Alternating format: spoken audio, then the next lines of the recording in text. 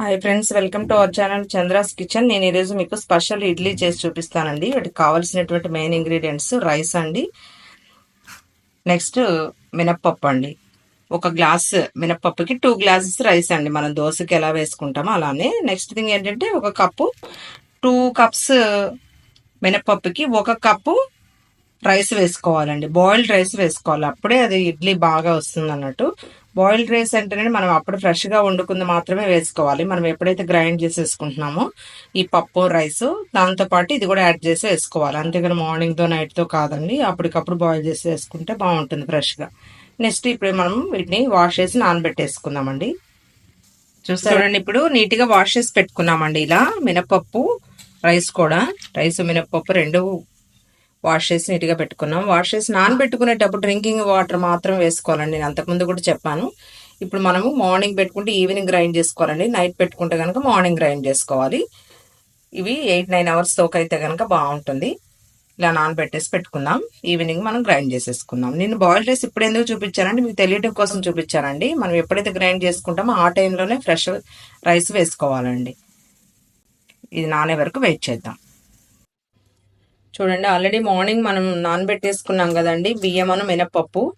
చూసారా, కంప్లీట్గా నానిపోయాయండి. ఇప్పుడు వీటిని వాష్ చేసి గ్రైండర్ వేసుకుందాం. చూడండి, ఆల్రెడీ గ్రైండర్ వేసుకుంటున్నాం అండి. ఫస్ట్ మినపప్పు వేసాను. ఇప్పుడు మనం దీనిలోని రైస్ కూడా వేద్దాం. మిగతా రైస్ కూడా అంతా ఇలానే వేసుకుందాం.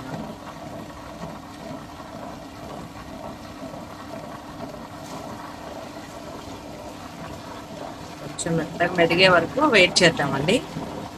ఒకసారి గ్రైండర్ తిరుగుతుంది కదండి. ఇప్పుడు మధ్య మధ్యలో కొంచెం వాటర్ యాడ్ చేసేసుకుందాం. అలా వేసుకొని మూత పెట్టేద్దాం. టెన్షన్ పడాల్సిన పని ఉండదు. అదే కంప్లీట్ అయిన తర్వాత సైరన్ వచ్చేస్తుంది, మనం ఆఫ్ చేసుకోవచ్చు. ఇప్పుడు ఒక్కసారి లెడ్ తీసి చూద్దామండి, మూత తీసి. ఓకే, ఇప్పుడు ఈ కన్సిస్టెన్సీలో మనము ఆల్రెడీ చెప్పాను కదండి 1 కప్ రైస్ వేసుకోవాలని. ఆ రైస్ ఇప్పుడు దీనిలో వేసేసుకుందామండి. వేసుకొని కొంచెం వాటర్ అయితే యాడ్ చేద్దాం. మూత పెట్టేద్దాము. ఒక 2 మినిట్స్ అయితే కంప్లీట్ అవుతుంది.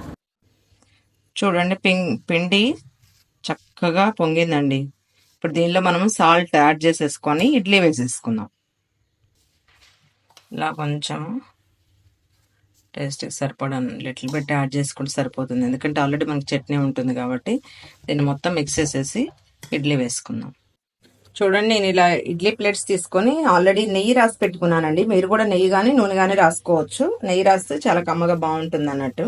ఇప్పుడు దీనిలో ఇడ్లీ వేసేసుకుందాం. పిండి వేసేసుకొని ఇడ్లీ పాత్ర ఆల్రెడీ పెట్టున్నాను నేను, వాటర్ కూడా వేసుకొని ఇప్పుడు ఇడ్లీ పిండి వేసేసుకొని దీనిలో పెట్టేసుకుందాం. చూసారా, ఇలా వేసుకొని దీన్ని ఇడ్లీ పాత్రలో పెట్టేసేసుకుందామండి. చూసారా, అన్నీ ఇలానే పెట్టేసుకుందాం. ఇడ్లీ చాలా బాగుంటుందండి, స్మూత్గా, అంటే లైక్ స్పాంజ్లా ఉంటుంది. ఇప్పుడు ఒక 2 మినిట్స్ బాయిల్ అవనిద్దాం. లిడ్ పెట్టేసుకొని విజిల్ వచ్చిన తర్వాత తీసేద్దామండి. మనకి ఇప్పుడు ఇడ్లీ కాంబినేషన్ చట్నీ కావాలి కదండి. దీనికి కోకో చట్నీ అయినట్టయితే బాగుంటుందండి.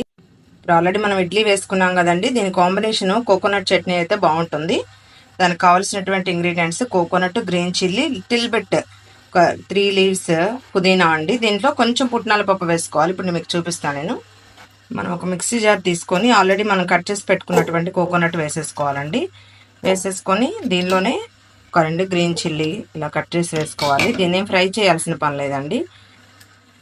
పుదీనా లీవ్స్, ఒక 2 టేబుల్ స్పూన్స్ పుట్నాల పప్పు అండి. దీనిలో కొంచెం లిటిల్ బిట్ సాల్ట్ యాడ్ చేసుకుందాం. ఇప్పుడు టేస్ట్కి సరిపడే సాల్ట్ కూడా ఎక్కువ పట్టదండి, ఎందుకంటే ఇది కొంచెం స్వీట్నెస్ ఉంటుంది కాబట్టి.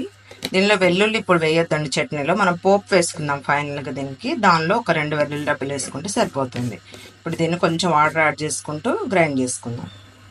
చూడండి, మన చట్నీ ఆల్రెడీ గ్రైండ్ చేసి పెట్టుకున్నామండి. దీన్ని వేరే బౌల్లోకి షిఫ్ట్ చేసేసుకుందాం. చూసారా, ఇలా బౌల్లోకి షిఫ్ట్ చేసుకున్నాం కదండి. దీనికి ఫైనల్ ఇప్పుడు మనం పోపు యాడ్ చేసేసుకుందాం. ఇడ్లీ కుక్కర్ విజిల్ వచ్చేస్తుందండి. ఇప్పుడు స్టవ్ ఆఫ్ చేసేసుకుందాం. స్టవ్ ఆఫ్ చేసేస్తాను.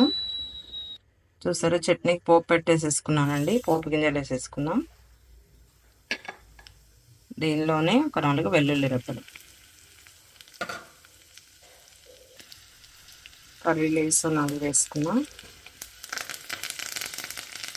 చిటికెడ ఇంగువ అండి,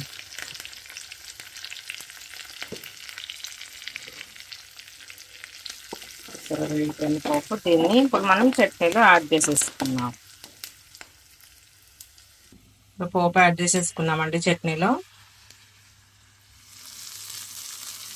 చూసారా మన కోకోనట్ చట్నీ రెడీ అండి ఇడ్లీకి.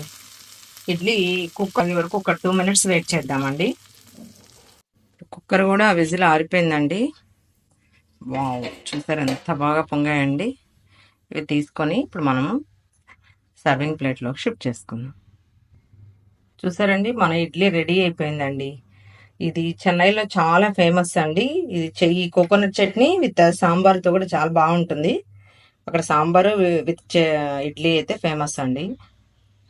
చూసారా చాలా బాగా వచ్చాయండి. మీరు ఒక్కసారి టచ్ చేసి చూసినా అంటే ఫీల్ ఉంటుందండి. చూసారా స్పాంజ్ లా ఉంటుంది. ఇది నార్మల్ ఇడ్లీలా ఉండదండి, చాలా బాగుంటుంది. వన్స్ మీరు టేస్ట్ చేసినట్టయితే ఇంకా మళ్ళీ రవ్వ అనేది యూస్ చేయరండి. మేమైతే చాలా రోజుల నుంచి రవ్వ ఇడ్లీ అసలు వాడట్లేదండి. మిల్లెట్స్తో కూడా ఇలానే చేయండి, ఇదే ప్రాసెస్ తోటి. అది కూడా చాలా బాగుంటుంది. దీంట్లో కొంచెం రైస్ యాడ్ చేయటం వల్లే ఈ ఫ్లఫీనెస్ వస్తుందండి. మీరు కూడా ఇలానే ట్రై చేయండి. Thank you friends, thank you for watching my channel.